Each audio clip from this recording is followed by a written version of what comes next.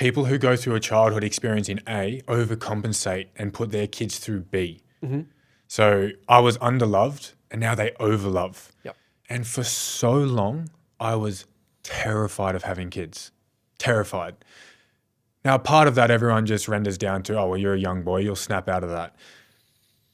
Oh, dude, it gave me goosebumps thinking of it. It crippled me for a long time, and it was really toxic to one of my relationships I had. I'm not getting married. I'm not having kids. You have to deal with it or you have to be out. It's not going to change. Because I was so scared of, like you said, and it just is, trauma passing on to your kids is inevitable. You underlove, trauma from that. You overlove, trauma from that. And I was so scared from my own childhood experience and what I've gone through, putting in all this time, love, care, and effort into a child, knowing they're still going to have trauma as a result and an outcome from that. No matter how well I navigate it, no matter how much I show up, progress, float in the middle, balance it, they're going to walk away with damages. Mm-hmm. And that fucking scares me so much. The question I asked, I look at it as it's my parents' first time living life too. Mm-hmm.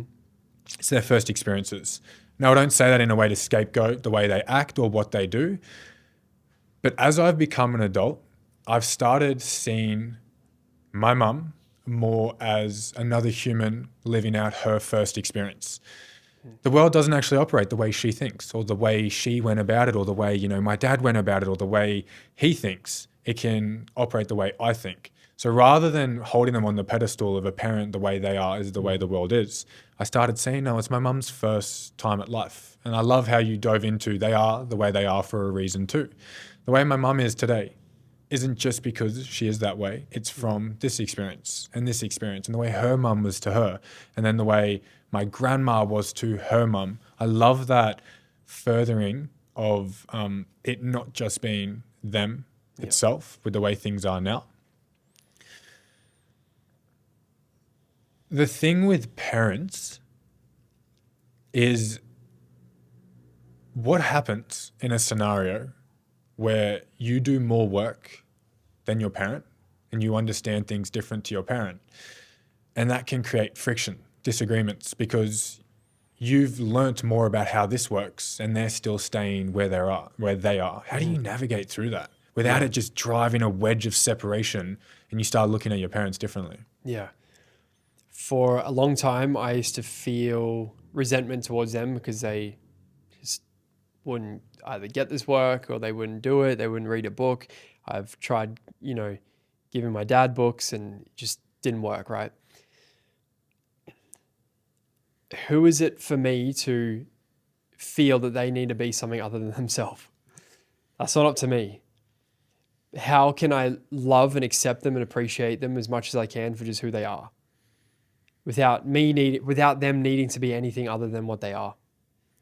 And with that, we can bring things to their awareness. We can have deep, meaningful, powerful conversations with them. And it's not up to us to try and change them, but how much, and it's a practice. It's a continuous practice of how much can you love them for who they are instead of who you wish for them to be. But what if you know that their life could get better, or the facades that they operate through that you're aware of, they're not aware of, but you've done enough work to be able to understand, you operate that way because you experienced this in your childhood. You have an idea their life could be better and they could stop acting out of this trauma response and they could stop operating out of this negative mirror. But in doing that, you're trying to then change who they are. Like, how do you balance not trying to change who they are, but knowing, if you just read this one book or listened to this podcast like I did, that could change your life so much. You be the example for them, right? At some point, there gets to this stage where it's like you as a man, you eventually become the parent to your parents in a way. There's like this energetic exchange at some point. But with this, for the most part, my experience with this is